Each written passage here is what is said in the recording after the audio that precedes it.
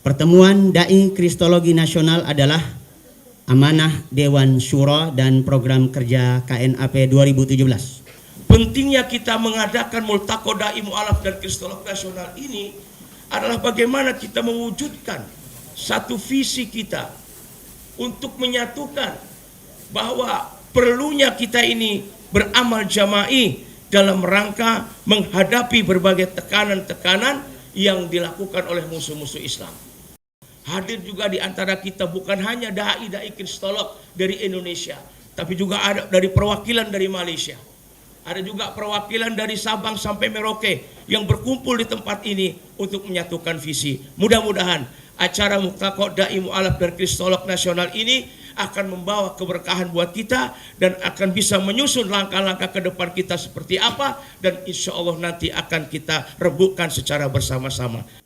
Dinyatakan dibuka. Ketika saya pertama khutbah itu di gereja, bukan karena saya pendeta, karena umat Islam nggak punya masjid, terpaksa sewa gereja.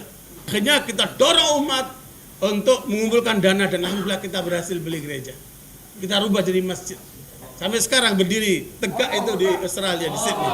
Bahkan di sebagian tempat sudah diberikan kepada umat Islam, seperti di Rusia terakhir, ya, itu diberikan kepada umat Islam karena mereka sudah kosong. Tetapi kemudian mereka membawa agama yang nggak laku ini ke negeri-negeri Muslim. Saya pelajari Idharul Haq oleh karangan Rahmatullah Hindi, hasil perdebatan dia dengan Dr. Philip Finder di India.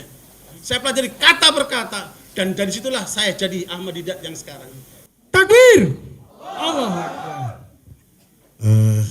Dan kapan pemurtatan pertama terjadi di Irian?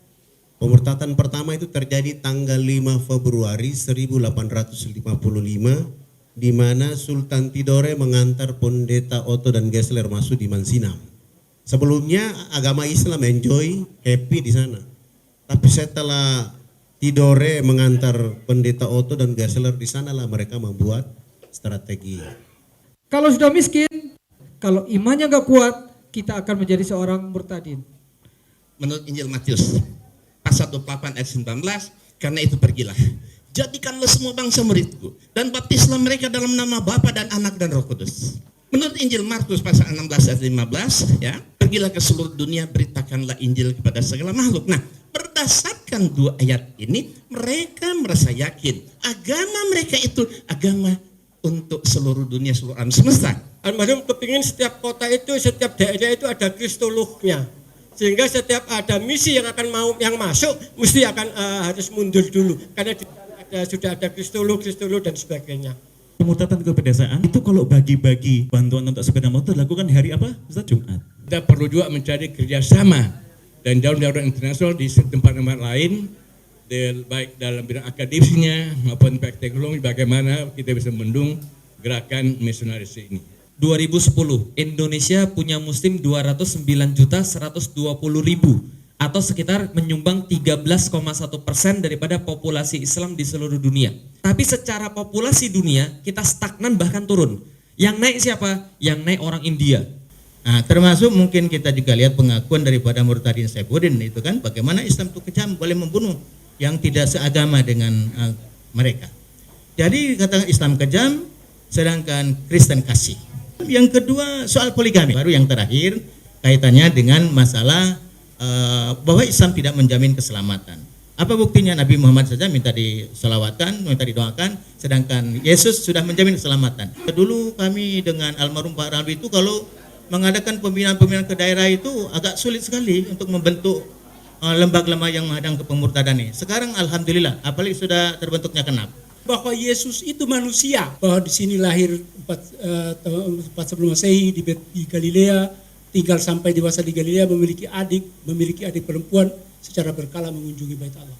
Sesungguhnya Yesus itu mujahid, pejuang untuk membebaskan Israel dari penjajahan Romawi. Yesus disunat dibawa ke Bait Allah, setiap hari bersyahadat dan berdoa mohon ampun kepada Allah, setiap tahun menyembelih kurban untuk pengampunan dosanya, diangkat sebagai guru Taurat, ditunjuk oleh Allah sebagai nabi menyelamatkan Bani Israel. Keputusan bersama Menteri Agama dan Menteri Dalam Negeri tentang tata cara pelaksanaan penyiaran agama dan bantuan luar negeri, ya. Pasal 4 ini, pelaksanaan penyiaran agama tidak dibenarkan untuk ditujukan terhadap orang atau kelompok yang telah memeluk agama atau mengadut agama lain dengan cara menggunakan bujukan dengan atau tanpa pemberian barang-barang, uang, pakaian, makanan, ya. Terus menyebarkan pamflet, majalah, buletin, buku-buku tentang bentuk dan lainnya. Terus melakukan kunjungan dari rumah ke rumah umat yang telah memeluk atau menganut agama lain. Kita harus tampil dan berpolitik. Bahwa di setiap polisi itu ada istilahnya gereja dan non gereja.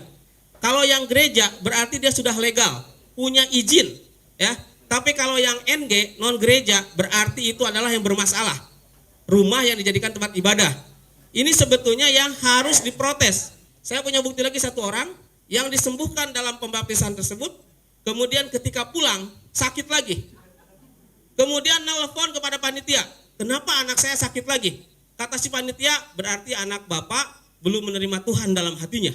Datang lagi kepada kami supaya sembuh. Disitulah yang namanya kristenisasi dan pemurtadannya. Dan ini masih hidup orang-orangnya. Sudah 10 tahun saudara, mungkin saya orang yang pertama kali mendirikan pesantren mu'alaf di Indonesia, ya. Kalau kita kan lebih banyak defense, ya.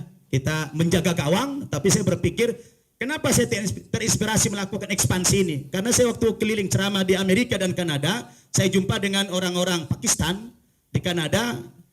Dia bilang, saya tanya, Anda imigran dari Pakistan ke Amerika ini, kerja Anda di Amerika apa? Dia bilang apa? Kerja utama saya dakwah. Jadi kerja utamanya dakwah katanya.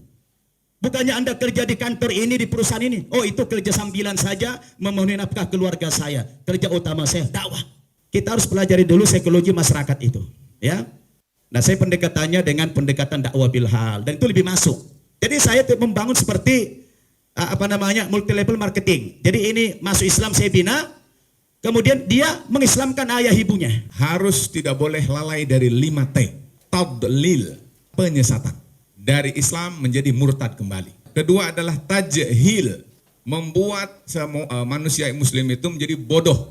Ketiga, taghfil, membuat jangankan yang bodoh, bahkan yang alim pun menjadi lalai. Keempat, tasywih, dikesankan supaya Islam yang indah dan rahmatul alamin ini menjadi kusut dan betul-betul menakutkan. Dan kelima adalah taskik, membuat ragu. Orang akhirnya ragu, mundur, maju, menjadi manusia yang muslim dan istiqomah.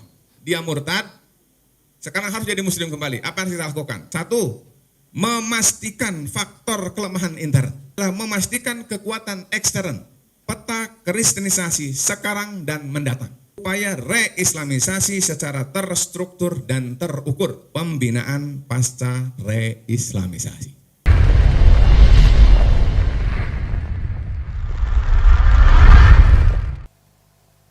أحمد الله تعالى على توالي الإنعام وأشكره على تزايد المنن الجسام وأصلي وأسلم على محمد أشرف الأنام ومصباح الظلام وعلى آله وصحبه الغر الكرام أما بعد أنا أخوكم في الله شيخ مدريك إلياس سفير اللجنة الشعبية لمكافحة الردة. هذه اللجنة مقرها في جاكرتا دولة إندونيسيا. الحمد لله الذي وفقنا على عقد هذا الملتقى. هذا الملتقى الذي جمعنا فيه عددا كبيرا ممن كانوا قساوسة ومبشرين ومن المؤلفة قلوبهم من حديث عهد بالإسلام. هذا الملتقى قد وصلنا فيه إلى نتائج. أولى نتائجها وضع الخطط الاستراتيجية وتشكيل فروع اللجنة. ثانيا تكثير كوادر الدعوة لمجابهة حركات التنصير وغيرها. نأخذهم من معاهد المسلمين ونزودهم بالبصيرة وبأدوات الدعوة اللازمة ثم ننشرهم إلى المناطق. ثالثا تشكيل لجنة المحاماة لحماية الدعاة والمدعوين من ضغوط نفسية وجسمية. رابعا، تشكيل لجنة الإعلام لنشر رسائل وفعاليات الدعوة وتبصير الأمة عن محاذير الردة.